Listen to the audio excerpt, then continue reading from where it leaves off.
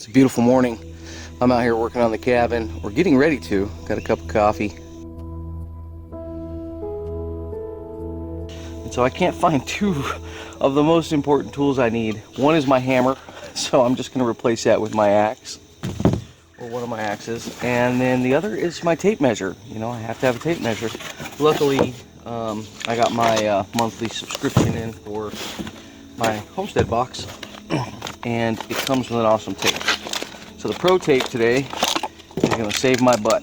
Just clip this on. This is primarily what I'm going to be using this for logging. And I mean, what a brilliant idea, Sam. This tape is fantastic. I've been wanting one for a while, and I just haven't pulled the trigger on it. So I was so excited when I saw this tape measure in here.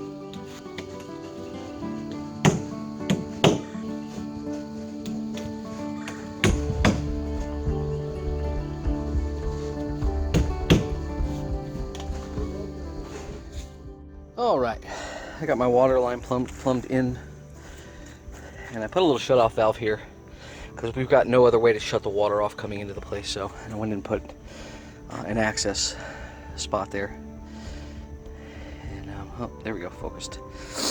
So that, just put a little foam around it for the inside, and we'll bury everything. I'll cut some of that away, but we'll bury it all up. This is where it comes in. What I did is I took a 2-inch piece of pipe, and this is 3/4. And I ran that right in the middle, and there's about a 6-inch air gap underneath there, under the floor. It's not very big, but just in case we ever get like below zero, which never happens here, I wanted a little insulation. So I filled that up with insulation and then insulated on the outside of it as well. So really, honestly, that will never ever freeze. So that's good. But anyway. I just had to make sure that this pipe was centered in that pipe. That was the only thing I had to do to get that. So it's got about, you know, a little more than a 1/4 inch on each side of insulation. Gives it a little bit of R factor, and then of course wrapped. Okay, I have my pressure regulator installed, and that sucker is nice and firm because we have that double supported area down here. I was gonna mount it all up against the wall, and that would, you know, take me a little bit of time because this really needs to be sheetrock first. And then I was like, well, I can always just throw some strapping up there to secure it. But man, that thing is secure. I mean, it is rock solid. We've got spray foam holding it all the way underneath. And this is a really tight fit on this pipe already. And all the plumbing's in, so it's just real tight. I like it. It's secure. If I'm worried about it later, I can always run some plumber strap two different directions and tighten it up. But man, I like it. It's solid. It's rock solid. So good to go. Now we can get our water down from probably what is 100 psi down to like 35, 40 psi. Okay, so we're using a PEX tool, and this was like 75 bucks at big box store. And you just crimp that little, you get a thing of these rings. So you get these little rings, they slide over the PEX, and then you crimp them down with a crimp tool. Right there. So we're going to crimp this one. Just throw it over there and crimp it on. Okay, and when you're done, it shrinks this ring down. Grabs it and pushes it together. You have a little shrinked in lip right here. And then it comes with a gauge, and you put the gauge over it, and it will tell you if you've got a solid fit or not. So that's on. We're going to run a line down, then a line over. Well, they make a mount that mounts to the wall. and the water runs through that mount. You put a couple screws in them, and then you put copper pipe out from here to here. We didn't do that. This is going to be quick and easy as we can get. So this one will head to the sink, cold. This one will head to the dishwasher. And this line actually comes in, feeds both of those as well as the rest of the house. Kind of a weird way to do it. You should have a supply line to everything and then branch off from there. But this saved us a lot of pipe. And, you know, we don't have 6 people using this house. So we're never going to be running the dishwasher while we're taking a shower or anything like that. And then this is our hot water line. So this will go all the way up through the ceiling, over to the manifold, and then come back. And that's it. So this feeds the entire house right here, this line. Okay, I got the hot water heater roughed in. This is our manifold. This is the cold side. This is the hot side. So it just comes from the manifold, goes in, comes through, and goes out, and goes to the rest of the house. Here's your adjustment dial. This will be mounted somewhere right there. I just have it kind of loosely hung with the nails because it'll be mounted to the wall. So it's not exactly plumb or square, but this is good enough to let me know if we're sealed up pressure-wise. All right. Okay, so this is what we're looking for. Check out this pipe fitting right here. Leaking like a sieve, right? So he wanted it angled up. I had a guy come in and run some plumbing for me. He wanted it angled up. What's missing? No Teflon tape and a pipe fitting. Both sides are leaking. So, yeah. It's a good drip.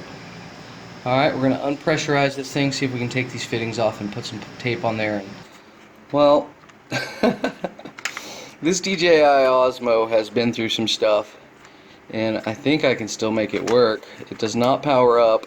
It just fell over and smacked pretty hard.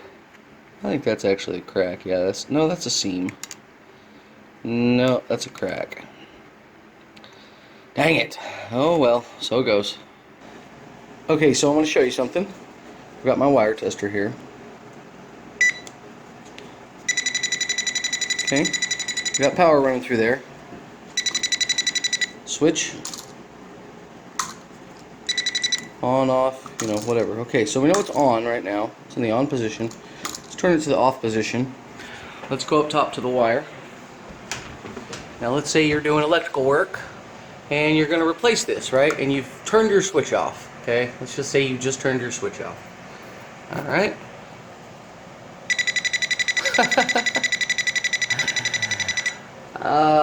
Okay, so in case you don't know, this tests to see if there's, you know, an electromagnetic field running through there. And it picks up the current. And so that's hot. So let's see what happened here. So this is our return wire, right? It's not our hot wire. Our hot is right here. Okay?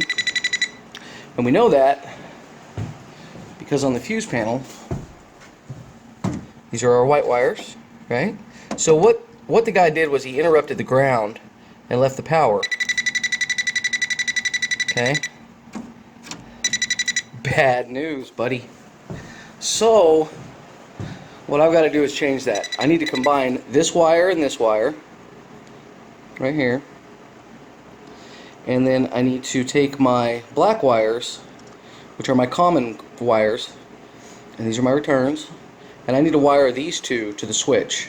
And what that will do is interrupt the power going to the light. This was wired wrong. I think it still would have worked because it's interrupting the common, but the problem with that is if for some reason you ever had your light switch off, and let's say you're changing a light bulb, you turn your light switch off, and you accidentally stick your finger in the light socket. Well, what happens there? You get a shock. Now, here's another thing. Let's say I was just relying on this switch. I didn't have my tester. I was relying on this switch to function and shut power off to that. Okay? So what I would do is shut power off to that, go up there, and then strip one of those wires. And what happens if I strip one of them wires? Well, I get electrocuted. So these are the kind of issues I'm dealing with. I had, you know, like I said, I had a guy who was a neighbor who had a contractor company, and he was wanting to help me out, and you know, I paid him to help me out, and he has some personal issues, and I'll just leave it at that. And I shortly realized that it was more trouble than it was worth, and I'm going back through and finding tons of problems like this. So, little update. I removed all of these fittings, and these were just straight up loose. Like, he got them to that position and was worried about going one more crank over. So I've got that solved, okay? So this is fixed, and I've got pipe dope on here as well, and it is pressure tested. So everything's working. So we have no leaks, no nothing. I mean, let's see. So nice that we have a hole right there. So I can turn that on. So I've left pressure on. Now I say pressure testing, I'm water pressure testing right now. I'm leaving it on for a while and testing for leaks. Really, you're supposed to put air in the lines. But so far, I've got 0 leaks anywhere. And I really wanted to test this out. I don't have 220 running to my box yet. We still have to plumb our lines and everything, so I can't test my hot water heater out. So, you know, I've just got a lot of work to do on this electrical, making sure everything's right. So I went back and took care of some labeling, and I've just been working my way through it and figuring out what's what. Now, this is another thing that I've got to check, because this should be hot right now, and it's not. I would have assumed it was all in the same circuit, so I've got to go back over there to the fuse box, run some wire, plug some wire in, and then see if I can get this to go hot. If not, I'm in trouble, because this really should be hot. I can see a line going up, coming over, and going in. So I should be okay. Alright, so I'm going to fix this, and I'll get back to you. Okay, I got my breaker off. All this looks good. Okay. Okay, we're wired correctly. The light switch is in the off position. Now let's check. Look at that. I can touch it. No problem. No power. Green. Safe. Turn the light switch on. Red. Power. Unsafe. Don't lick it. Okay, I've got my power off because I'm working up top again.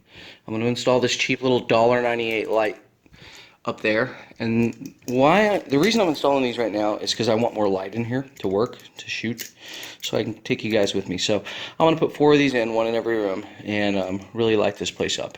You know, make it nice and bright. We can see all the flaws in the paint or anything like that we're doing. And then when we're done, these will come back down, and we'll put up our proper light fixtures. All right. Okay, we've got everything sorted. Let there be light.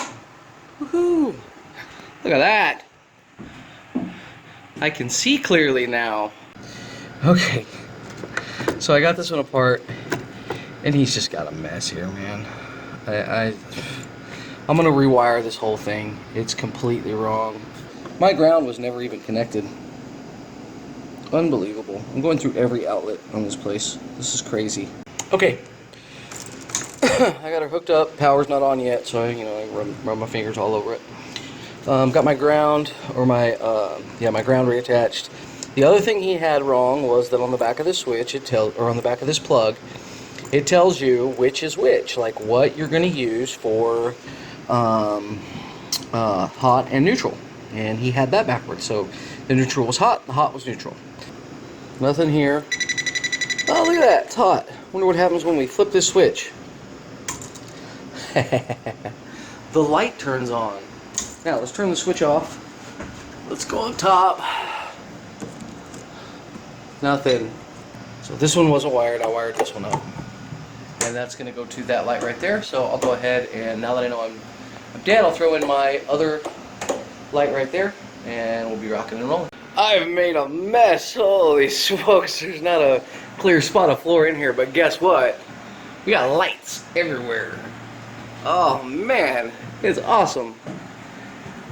So Man, so happy.